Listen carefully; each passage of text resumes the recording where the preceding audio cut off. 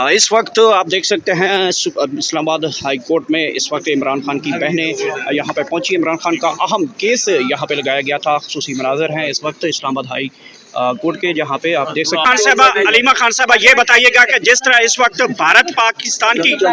पाकिस्तान भारत की कशीदगी बढ़ती जा रही है, लाहौर है, गुजरांवाला है, गुजरात है, चकवाल तक ड्रोन और मिसाइल पहुँच रहे हैं, तो ये भी खबरें सोशल मीडिया पे हैं कि कहीं अडियाला जेल के ऊपर कोई ड्रोन या मिसाइल ना गिर जाए, तो ये भी खतरात है इस वक्त पाकिस्तान तहरीक इंसाफ के वर्कर्स को खासकर।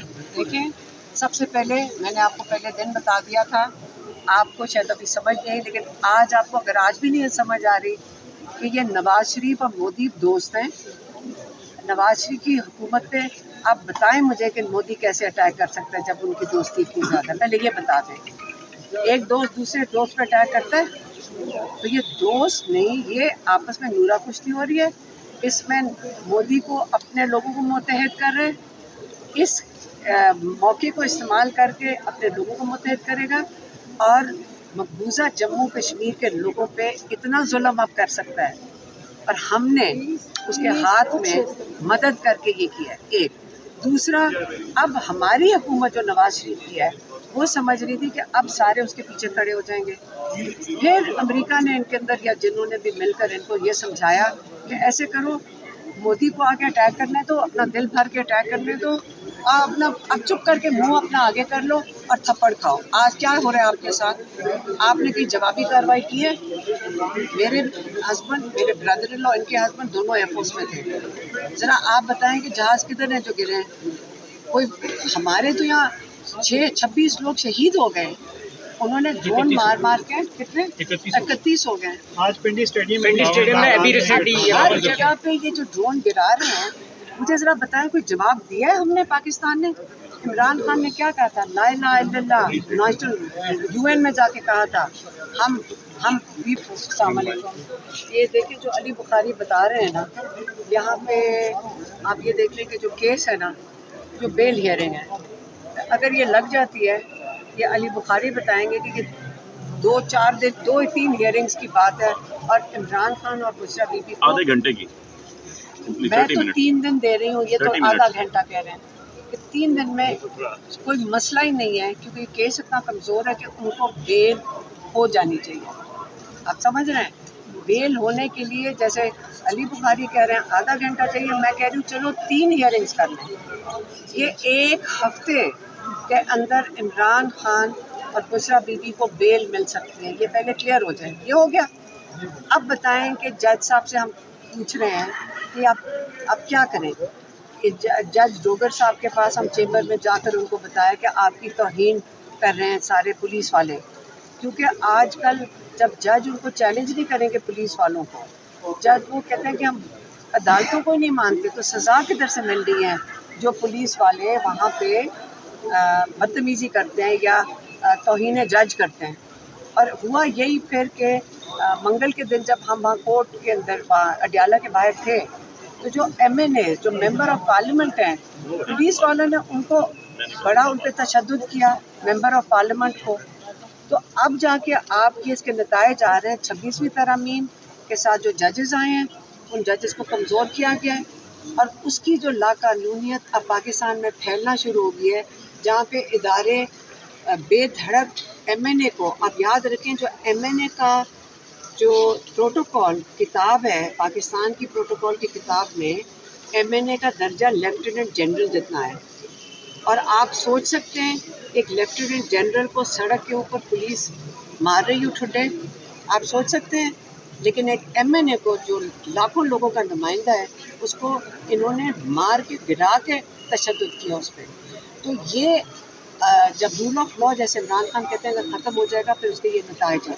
कल हमने देखा जब हम सुप्रीम कोर्ट गए तो 5 जजों ने, और ज़रूर उनके ऊपर प्रेशर होगा या वो किस वजह से वो समझाएं कि अपना सारा हक उन्होंने, जो अपना सारा राइट था, हम तो सुप्रीम कोर्ट जाते हैं कि जी हमें इंसाफ मिलेगा, उन्होंने अपना सारा हक, बेसिकली अपना सारा जो उनके पास हाथ में जो भी पावर थी, उन्होंने कल 5 जजों ने उठाकर फौजी मेजर और कर्नल के हवाले कर दी।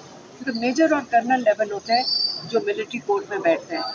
उन्होंने कहा कि हाँ, जो नॉन मिलिट्री लोग हैं, ये वाले मेजर और कर्नल उनका ट्रायल कर सकते हैं। अब ये बताएं, हसान न्याजी जिसको 10 साल की कैद हुई है, जो हमारा भांजा है, मेरी बहन का नौरीन न्याजी का बेटा है, अब बताएं कि हम कहाँ जाएंगे, अब कहाँ से, क्योंकि इंसाफ तो उसके साथ बिल्कुल नहीं हुआ। उसके साथ और कम से कम कितने लोगों को ऑलरेडी सेंटेंस हो चुके हैं?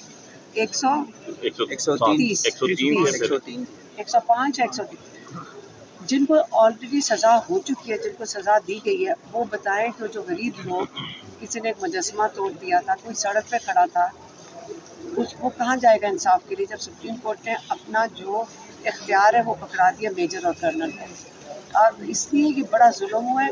इमरान खान बारी बारी कह रहे थे 26वीं तरमीम के खिलाफ खड़े हो, जिन्होंने उस 26वीं तरमीम के लिए वोट दिया है वो जवाब दें असेंबली में, जो चोरी शुदा मैंडेट वाले बंदे वो भी जवाब दें, जिन्होंने सुना पैसे लेकर वोट दिए हैं वो भी जवाब दें। लेकिन अल्लाह उनको नहीं, हम नहीं भूलेंगे जिन्होंने ये कॉम्प्रोमाइज़ किया है, जिन्होंने अपने चोरी शुदा मैंडेट की वजह से ये इस 26वीं तरमीम की है। हम नहीं भूलेंगे इन्होंने पाकिस्तान के साथ क्या जुल्म किया, गद्दारी किया पाकिस्तान के साथ इन्होंने। अच्छा, मेम्बरान असम्बली के साथ जिस तरह का रवैया अडियाला के बाहर रखा जा रहा है, अफसोसनाक है कि वो अवामी नुमाइंदे हैं। माजी में अगर हम देखें तो पुलिस को ये पावर, जब ये असम्बली के अंदर घुसे थे और वहाँ से मेम्बरान असम्बली को घसीट कर बाहर लाया जा रहा था, आपको नहीं लगता कि अगर उस वक्त कुछ रोका जाता तो आज ये हालात ना होते? कब बाहर ये घसीटा था? पीटीआई के दौरे हुकूमत में? हाँ, नहीं, पीटीआई के दौरे हुकूमत नहीं था। अभी जो 6 एमएनए हमारे मैडम पाक बहारत नहीं, भी बता दें। फॉर्म 47 की गवर्नमेंट थी। हाँ, लेकिन वो तो पुलिस ने नहीं किया था, वो तो स्पेशल पीटीआई के फोर्सेस दौर में पुलिस ने एक बार किया था कि असम्बली के अंदर से मेम्बरान को गिरफ्तार किया गया। नहीं भाई, हम ये कह रहे हैं कि अगर आज के दौर में तो सारे दौरों पे होते थे पार्लियामेंटेरियन। अच्छा, हलीमा खान जी, नूरीन न्याजी साहब, आप बताइएगा क्या केस की अपडेट्स आज आई? आज तो पता नहीं, कुछ भी नहीं समझ आए क्या हुआ, आगे तारीख ही होगी। ये वकील बताएंगे, मुझे तो कोई बात नहीं समझ आएगी और उम्मीद भी नहीं थी कि कोई बात होगी नेक्स्ट हफ्ते के लिए। नेक्स्ट हफ्ते। जी अली बुखारी साहब, क्या आज केस की अहम अपडेट्स आई? बिस्मिल्लाहिर्रहमानिर्रहीम। आज एक्चुअली आपको पता है कि खान साहब की जो है वो इनफैक्ट सब में केस में बैठे, सब में जो है वो बेल हुई हुई थी और उसके अंदर जो है एक केस रह गया था कादर वाला।